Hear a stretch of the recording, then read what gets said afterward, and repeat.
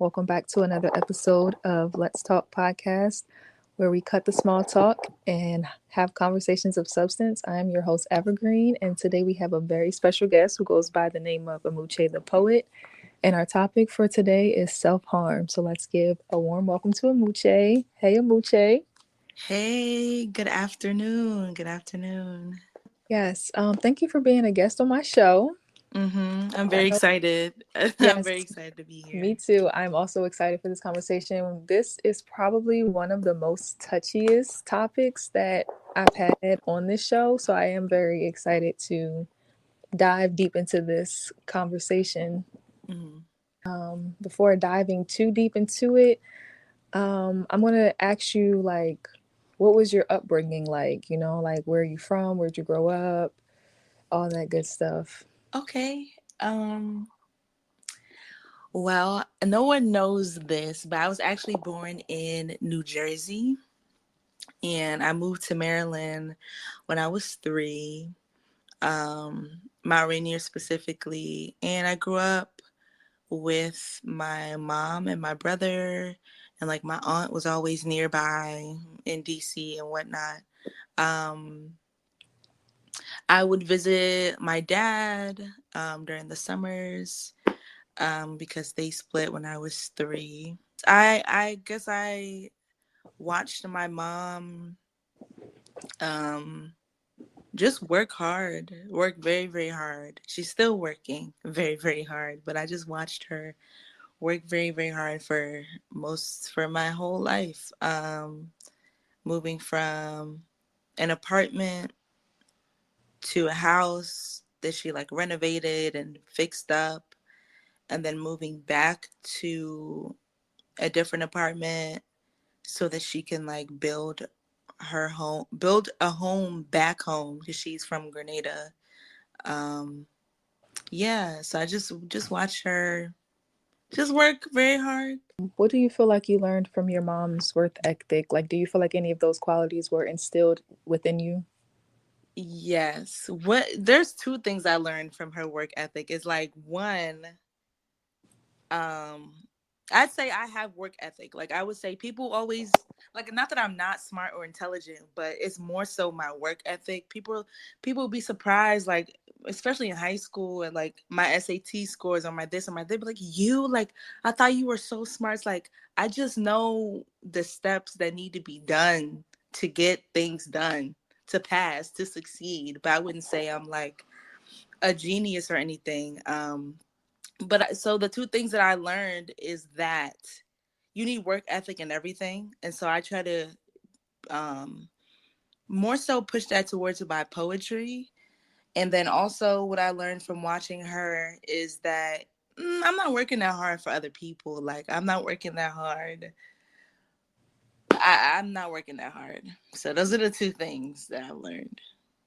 I would say that I can definitely relate to that, especially the second thing, because I also grew up, with my mom. She was a single mom, and I also watched her work very hard, to provide for us. And I think that's where, like, my independence nature really comes from, where it's like I've only really ever grew up around women who made it happen for themselves. So I kind of have those same qualities, and Mhm.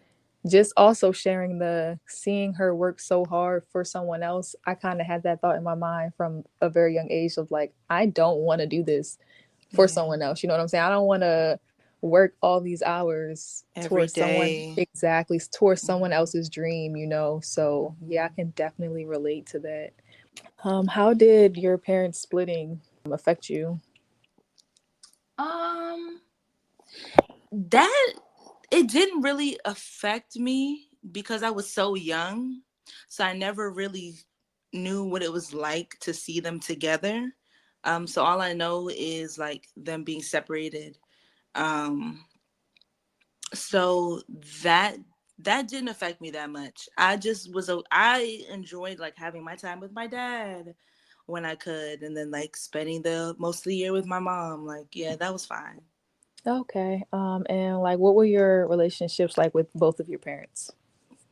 Um, my mom, even to this day, like we don't really talk about things.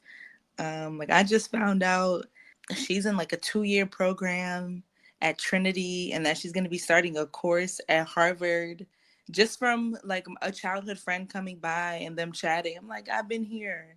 Like, why didn't you tell me? I ask Yeah. you all the time what's going on. Like, so even to this day, we just aren't close. Mm-hmm. We don't talk about what's going on in our lives too much. And then my dad, um, when we did have a relationship, it was not the best for me mentally or emotionally. Um, and I have not spoken to my dad since I was like 13. So, yeah. Speaking on it wasn't the best relationship mentally, what brought you to coming to that decision of choosing just to, separate and not really talk to them? I just was getting a feeling at a very young age that like it was cool when I was good with him up until I turned like 10, 11, when I started to really form my own ideals and things of that nature. And then the way that my mom was raising me was different than the way he was raising me. And I was with my mom year round. And the only thing she really cared about was school and like making sure that I ate healthy. And that making sure I was in like after school, and that I did dance and I did all these other things like creatively and artistically. That's all she cared about. But with my dad, he was really religious. So there was an element of like church that was there. There was an element of my behavior because I was very outspoken. Like I wore whatever I wanted to wear for the most part, but like I would get criticized for certain things that I was wearing that I'm not even thinking. I'm not thinking about my shorts. And if you Mm-hmm. are, and if I have to change because there's other people around, like that's weird and that's a y'all. Like I'm literally 12. um, and then my hair was an issue. I had locks when I was younger. And I like had cut them off in 6th grade, like mainly to make my dad happy.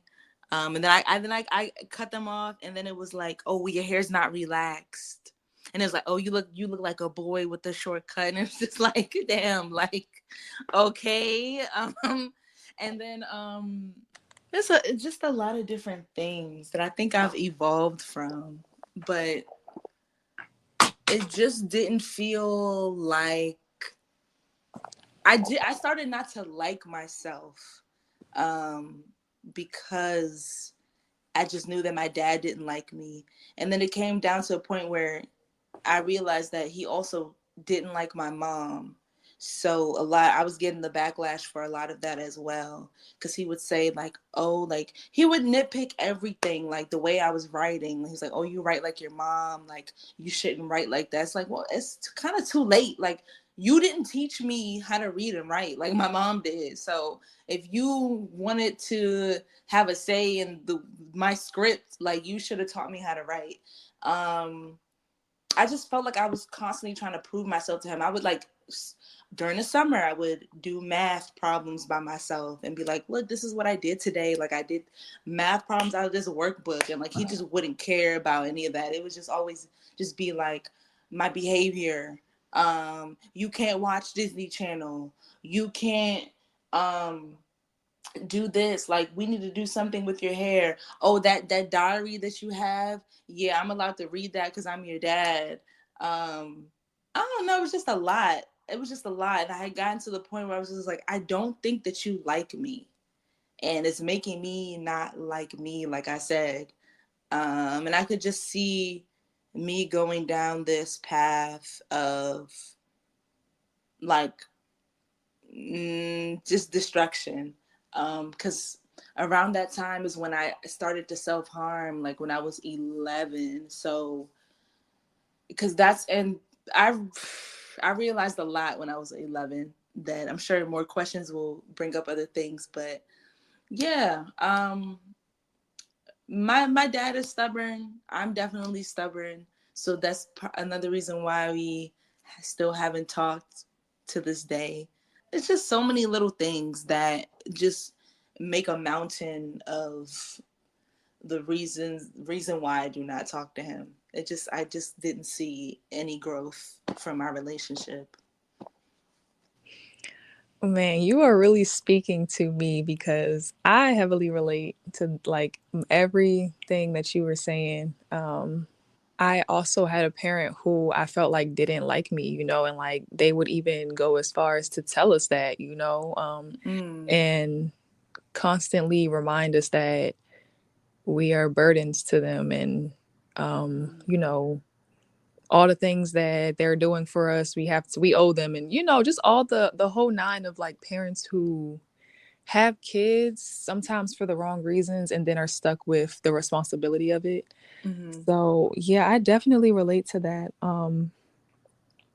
But I do, I always like to hear things like this and then see people in their element, because I didn't know you when you were younger, but like I know you now, and I've seen you, perform and everything. And it's interesting that you said like back then, he had an issue with you being Mm-hmm. outspoken, and then you once had locks and you cut them, and it's like now you have locks and now Mm-hmm. you are a great performer. So Yeah. my question to you is like, obviously, you did cut your hair, you said at one time. Mm-hmm. But did you ever feel like you stopped being outspoken at one point just to please your father?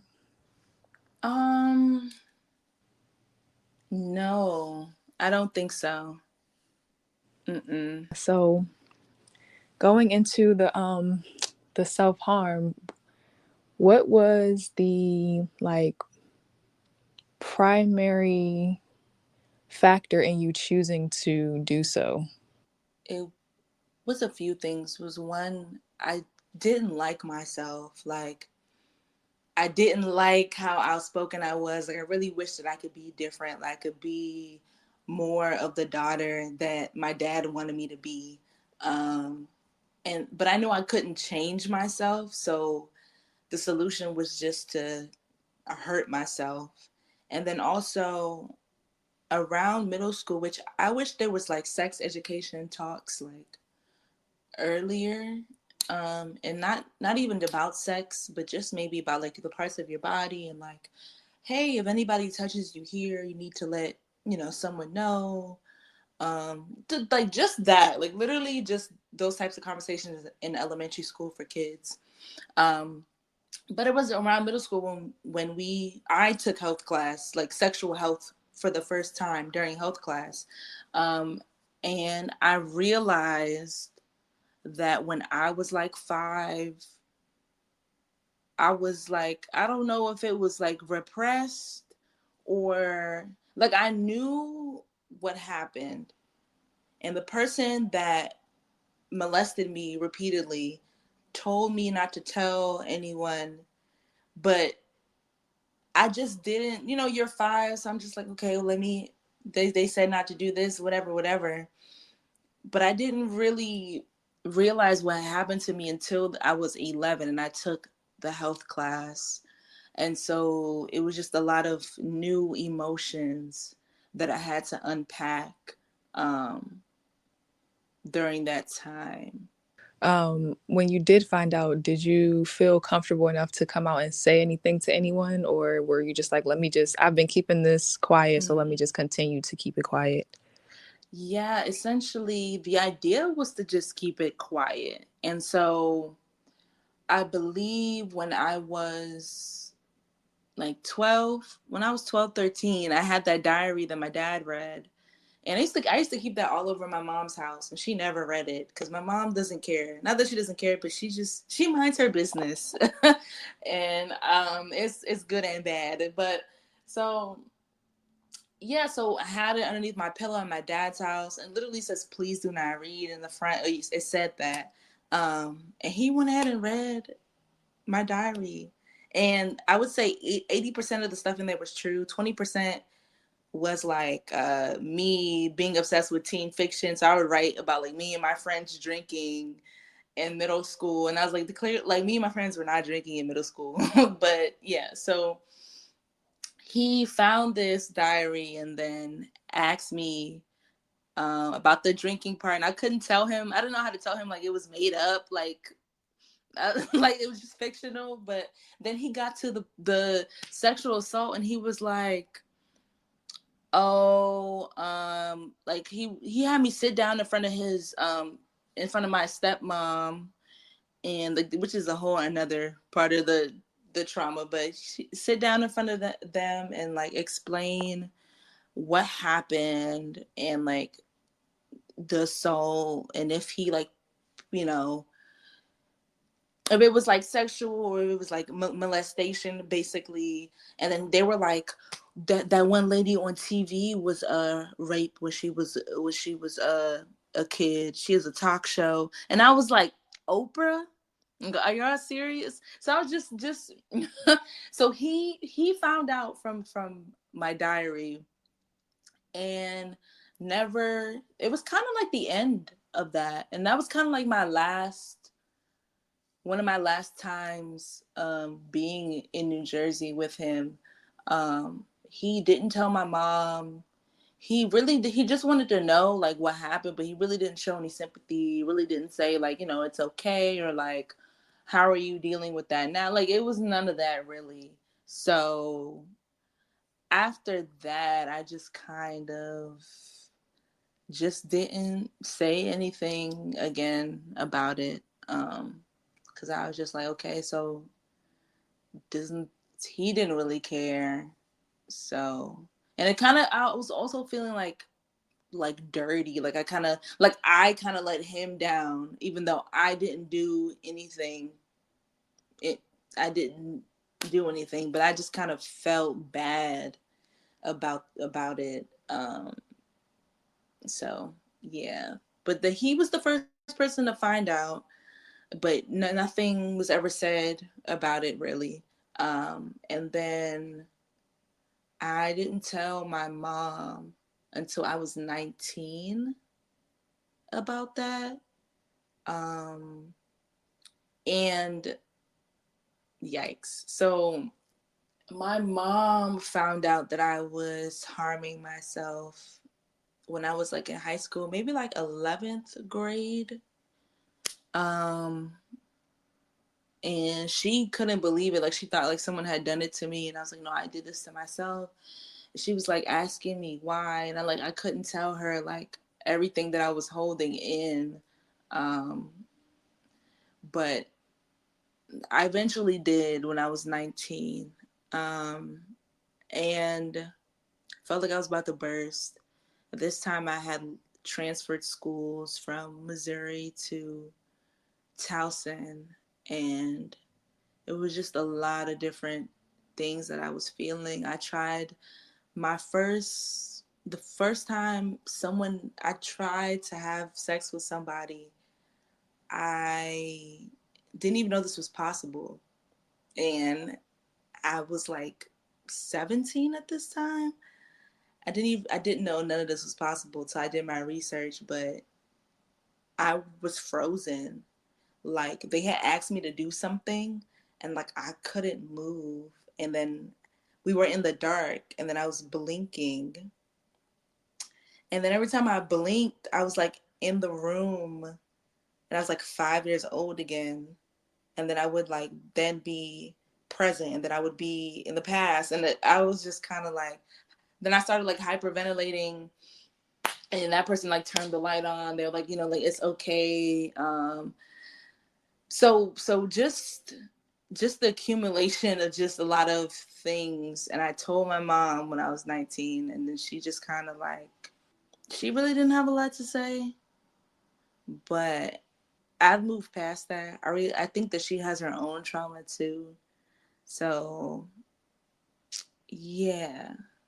Yeah, would you say that like it was more traumatic letting it be known than it was holding it in, or do you feel like you got some sort of relief by releasing it? I think over time I got relief by releasing it, but immediately um it had just always felt like nobody really knew what to say or how to help me or how to understand what I was feeling, honestly. But over time, continuing to share that, continuing to meet other people who have had similar experiences. And yeah, that has helped me. Like over time, it has been easier. And even I've had several conversations with my mom about it, about like her first reaction about it, and then about just different family members and family dynamics surrounding that situation. And it has become easier over time. Yeah. Yeah, I also think it's like interesting because you're not the first person who I've talked to who've had this experience who like they told me like when they told their folks there wasn't really much of a reaction or there wasn't really much of anything done about it. And I find that really interesting. Like, is that just a us thing where, because you know that one saying about like whatever happens in our house stays in our house. I'm always wonder like if it's like a protecting thing or is it like you don't want to seem like a snitch thing. But I personally have always felt like there should be more steps taken if a child Mm-hmm. tells you that something has happened to them. There needs to be more steps taken versus a, oh, okay, you know what I'm saying? Like, and I feel like Right. it's so like stressful to the child to hear that because it kind of feels like I could have just kept this to myself. I came out and now I feel exposed and nothing happened. Yeah. Yeah. um but what was your form of self-harm if you are open to sharing? I would cut myself with knives. Um, and that started when I was 11 up until I think I was 22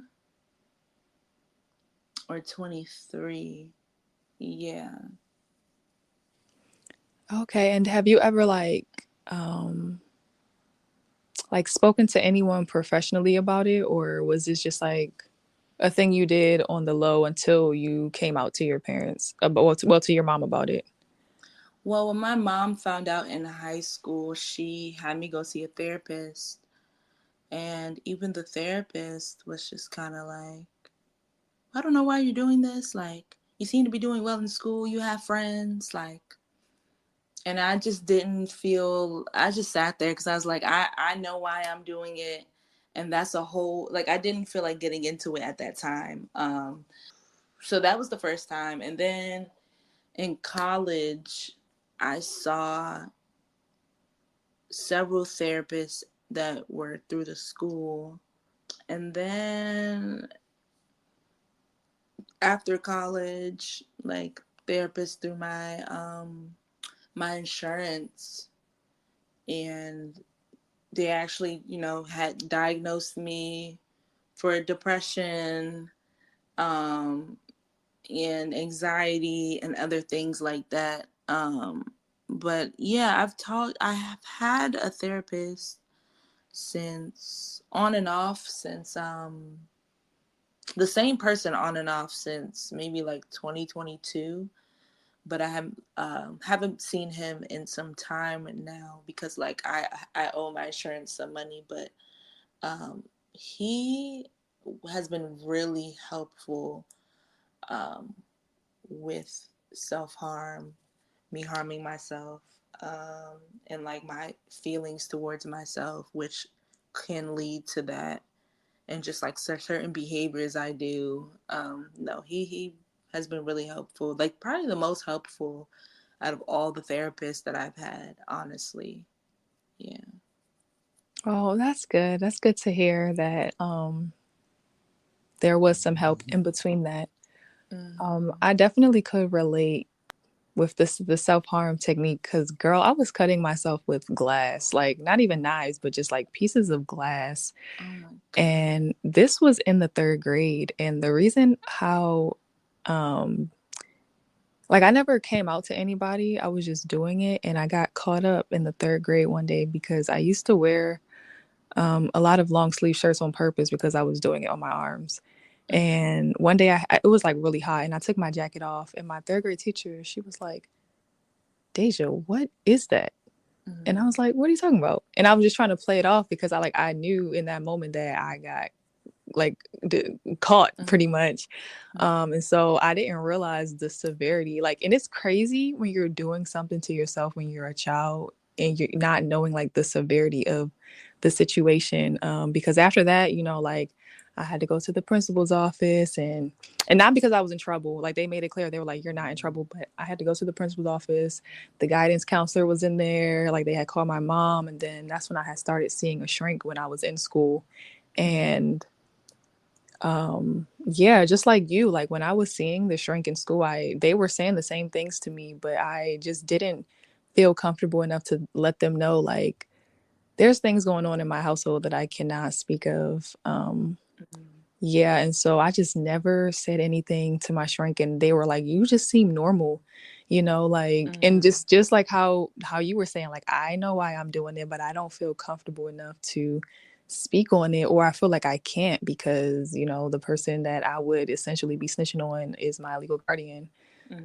So yeah, like, definitely can relate to that, and I'm happy that, like, in hindsight, that my third grade teacher, like I always said, I'm so thankful for her. Like I'm so happy that she didn't see it and not say nothing. Like I'm happy that she cared enough to Yeah. intervene and be like, "Hey, what is this? What are you doing? Like this is serious." Yeah. So yeah, I'm always forever thankful for her. Yeah. And so obviously, like, you started going to therapy and everything, but Mm-hmm. outside of that, was there anything that helped you come out of the phase of self-harm? Like any other outlets that you picked up maybe? Um, I mean, poetry. Poetry, it just continues to save my life every single time. I guess I just was thinking about my life, and I remember watching this one TV show about this mom who was like harming herself, and she was just like very depressed, and she was just kind of like, what kind of mother am I? Like, and I was just like, like, I don't want to continue doing this the rest of my life.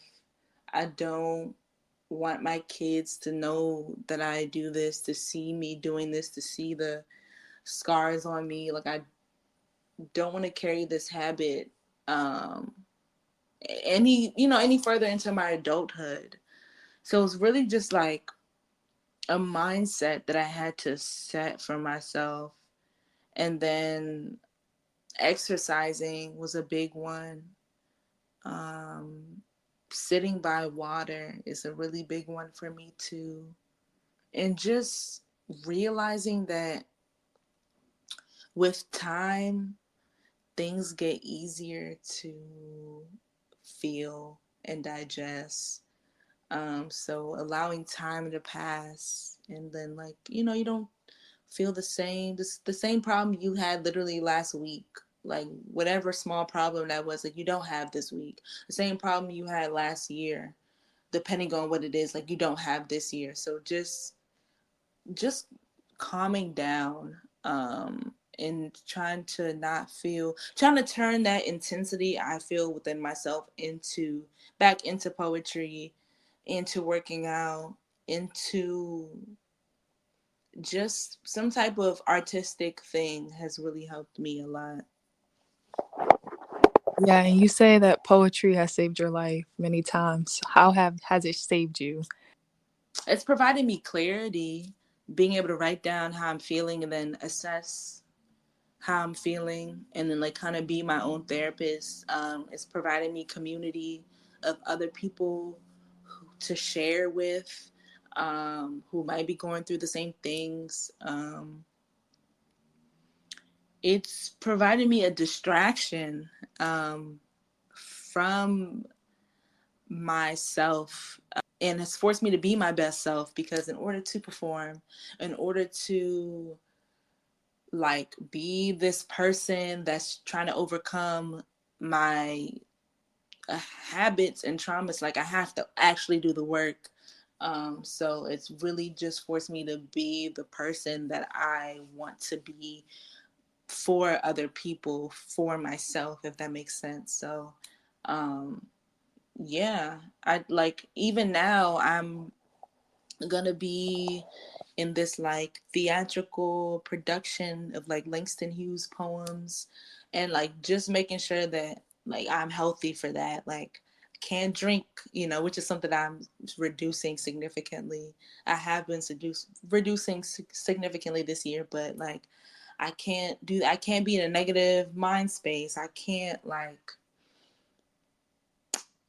I have to, I don't know, just poetry, just having to perform, write, and share, like just focusing on that has really helped me to heal myself, essentially. Yeah, absolutely.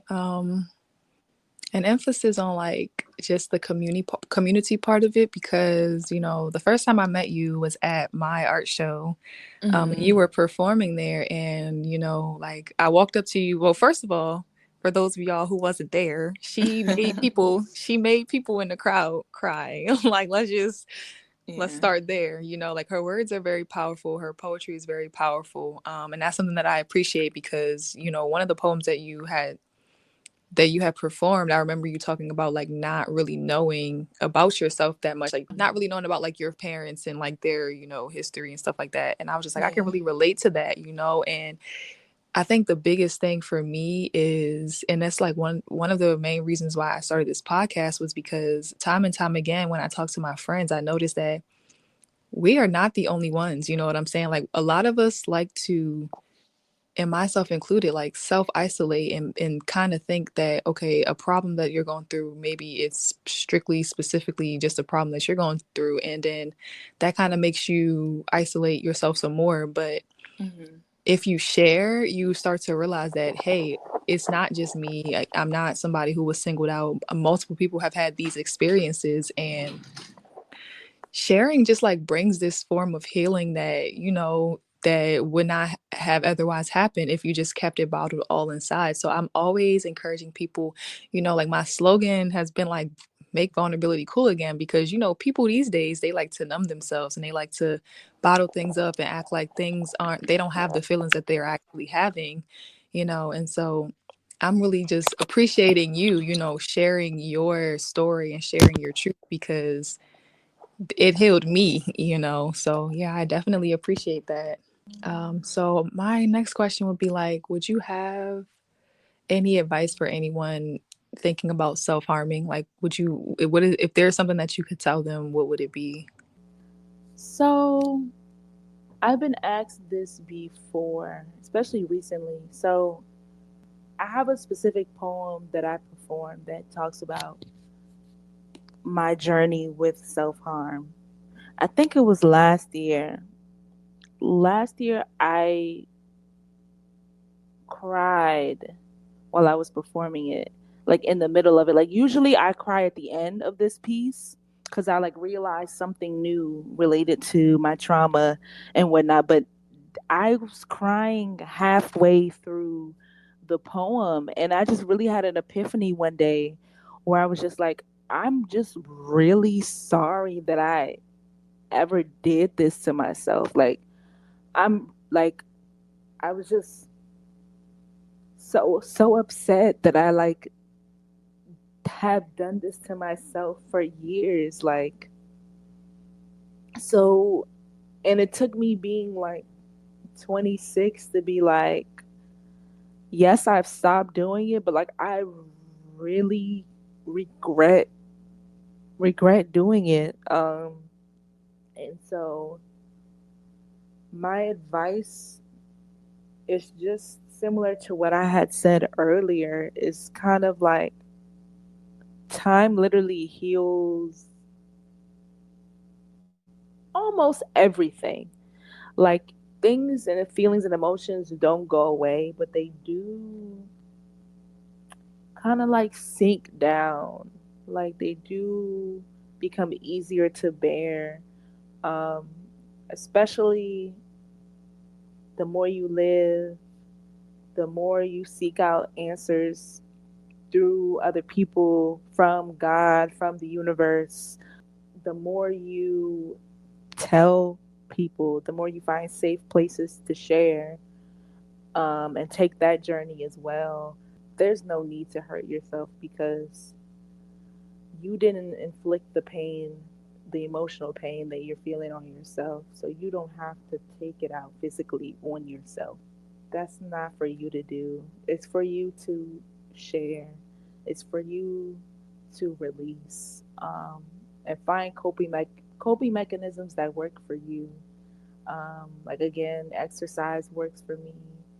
Um, Being near water as much as possible works for me. Dancing works for me.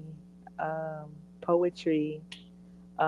Finding a hobby that you can really invest in is an even more of advice that I could give as well.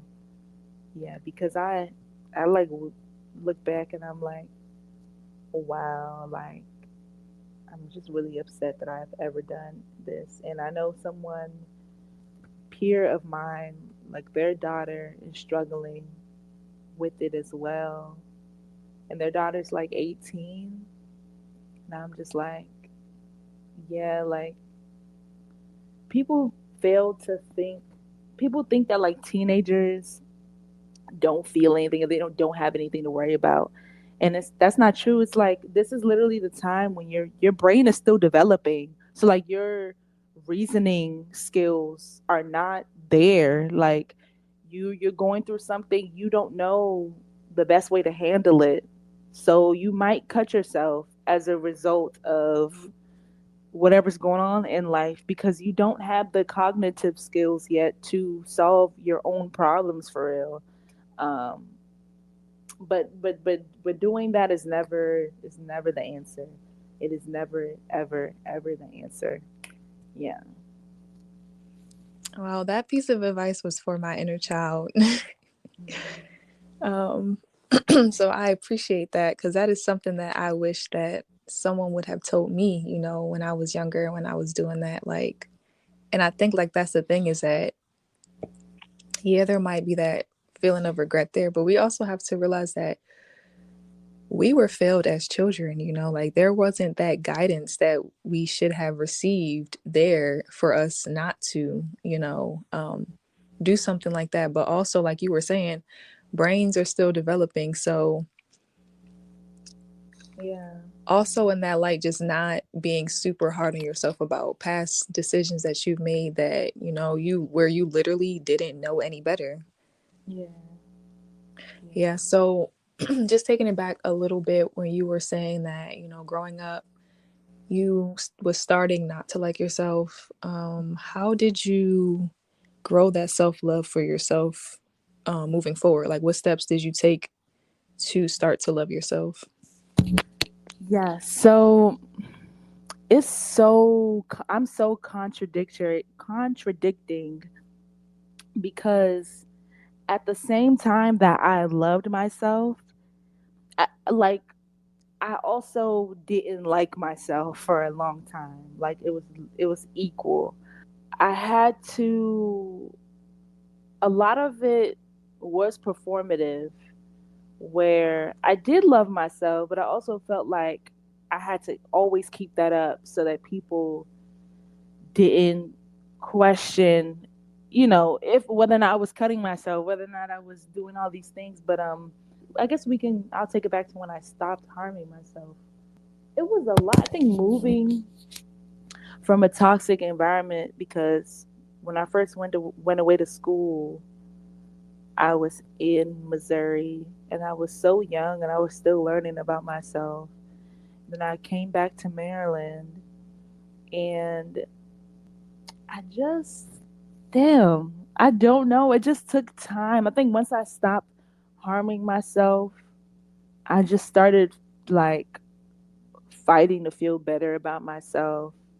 Just started focusing on my talent and the things I can provide to the world. And just being able to do that kind of just made me feel good. Also, living alone. I had a roommate at the time, but just being alone in my own space and being able to think, that helped too. Like solitude definitely help. It can be scary, but it once you make an active decision to actively love yourself, like it becomes comforting to unpack your emotions and feelings. Yeah, it was a slow process for self love, but yeah, I got there, and it's still a journey. It's still a process. Yeah, so how would you say that your experiences influenced you and shaped you to do the work that you do now? Yeah, I like you said, everything is a journey. Healing is a journey. Self love is a journey, and I think I like to show people that I'm on that journey. Like I'm not healed fully. I want to show other girls like me that it is a journey and you could have hurt yourself, harmed yourself in the past, but that you can move beyond that.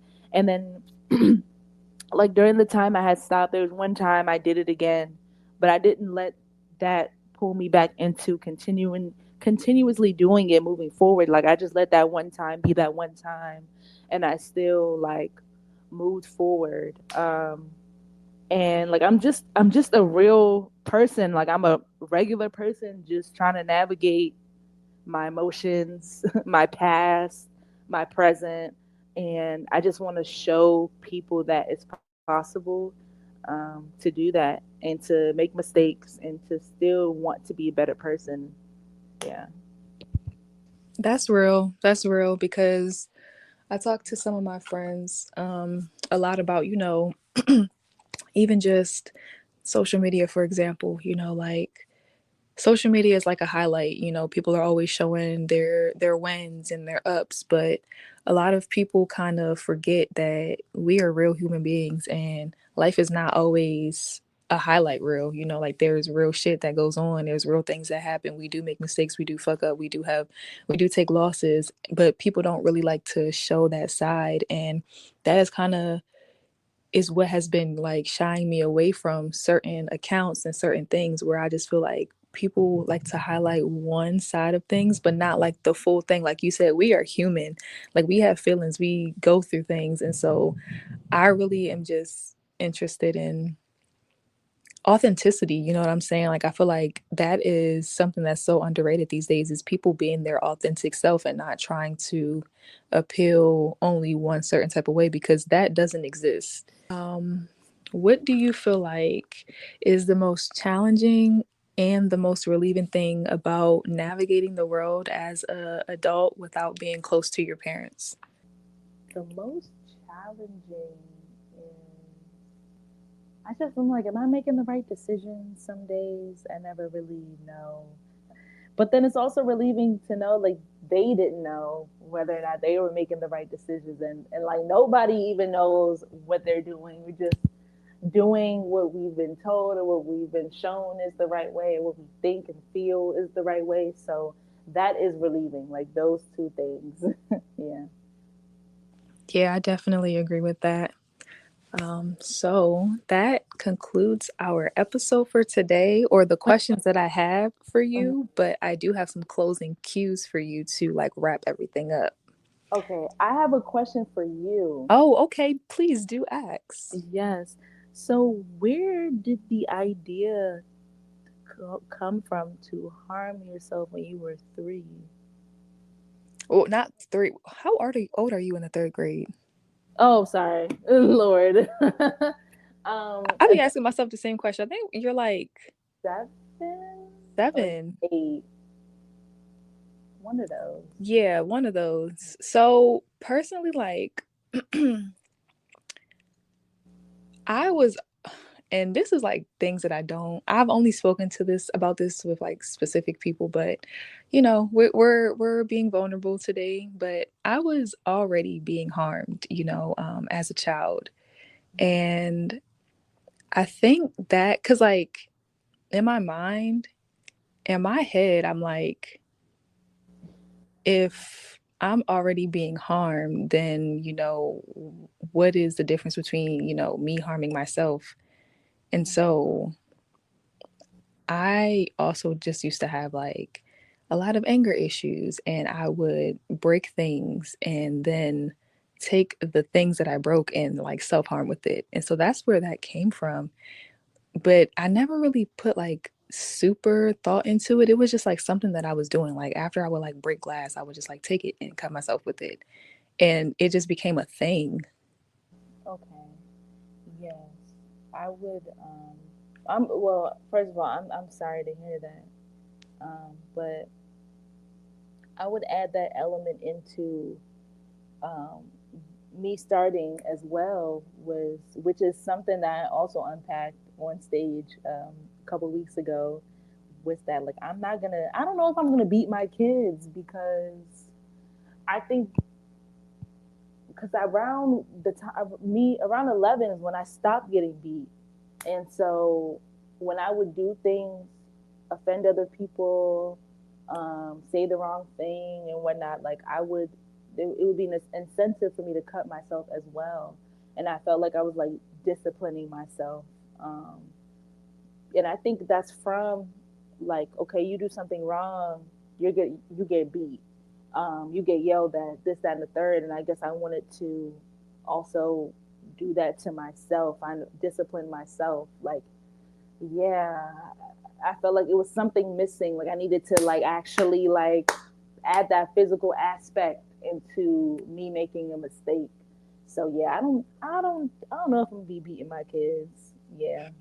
Yeah, I like that you said that because I also relate to the not beating your kids thing because I like to so there's so many things that go into this, but the number one thing, especially with like belts, you know what I'm saying? Like I just take that back to like slave times, like when you're like they used to whip them with things. I feel like if you're whipping your kids with something that resembles a whip, there is some psychoactive or psychological things that need to be addressed, but also like I think if you cannot get your children to listen to you or, discipline them in ways that don't involve beating them, then you as a parent have a lot more things to work on than you think. Like I think our parents, and just like how you said, our parents, they only were doing what they knew how. There's a lot of things that their parents did to them that they weren't able to unpack themselves. So I think it's just really a matter of things being generational and people not asking questions and just continuing to do those things. And I think, like, that's why, at least, of most of my friends, I'm sure most of your friends as well, but that's why I feel like we're more conscious than our parents. And obviously, like, our kids will be more conscious than us, but it has to start somewhere when it comes to generational trauma. Like, somebody in the family got to be like, hey, I don't know if I want to take this part of our family and pass it down to my family. So I think that's important as well. Yeah, absolutely. Yeah, so with our closing cues, the first one is what inspires you the most? Everything. That's so hard. um okay. It's like a list of things. I think people loving what they do inspires me the most. Like for example, like you and Lou inspire me so much. Just like the seasons inspire me, like just people inspire me, music inspires me. Yeah. Those are all good forms of inspiration. How do you recharge? um Water. I recharge. Sleep, first of all, sleep. Second of all, water. Like I have to get to water, which has really been messing me up the past couple weeks because with moving, with creating my space, and then also with it being cold, I haven't been able to get up to where to my like sanctuary spot where I go sit by the water. But definitely exercising by water and then sitting by that water is very important for me to recharge in that way. What do you want to leave this world with, like your legacy? Um, I guess that I never stopped in that I never stopped writing. I never stopped sharing, and that I never stopped trying to be better than I was like last year. And not monetarily, but just like spiritually, emotionally, mentally. Yeah, and that I never shied away from anything that I've done, good and bad. Like I always faced myself at every opportunity, and that's one thing I feel like people cannot say is that Amuche did this and that. No, because I did try to communicate. I acknowledged where I was wrong. Like, so yeah, and I can't think of anything beyond that because then it gets too. But yeah, that I just didn't stop just trying to do the work. I think um, trying to be a poet, which is beyond the paper, if that makes sense. Yeah. What lesson have you learned the hard way? The hard way. Oh God. There are a couple lessons that I've learned the hard way, but ooh, this is a good one for this year, especially.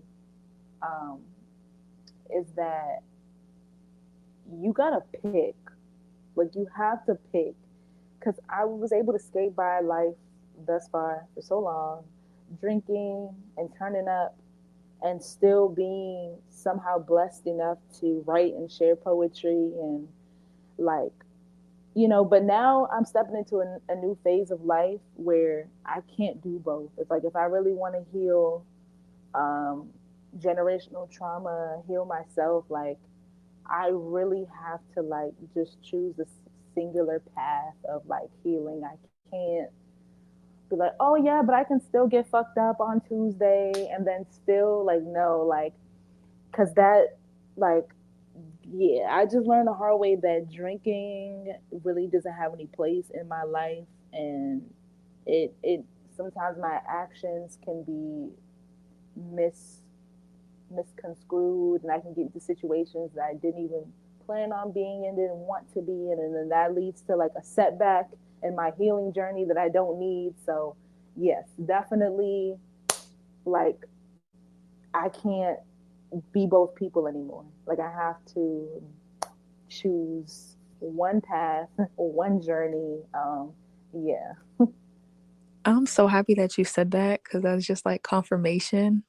Um, so me and my friend and like a couple other people too, but me and my friend we like to do this thing called Sober September, and pretty much every September is like no smoking, no drinking, no sex, um, and no excessive spending, all that good stuff. And like I don't like drinking has never really appealed to me, but like I do smoke here and there.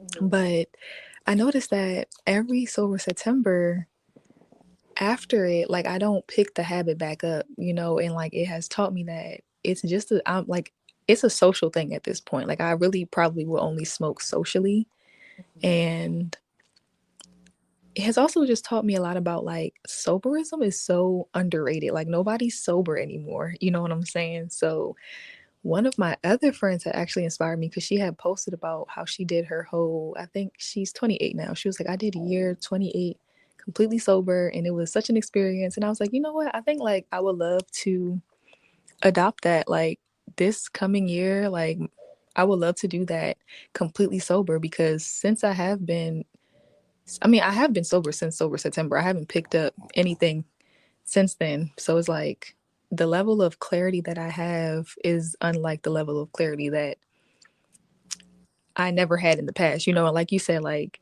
it's not like an outrageous, oh, I'm gonna go do this, but it's like consistent clarity days is unmatched. And I don't feel like a lot of people experience that because, life be life and I understand that, but people feel the need to always have an indulgence, and I feel like we need to pick up the healthier indulgence.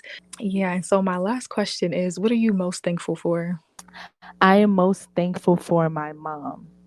Yes, because yeah, she did a lot of things right amidst like doing what she knows. So, yeah.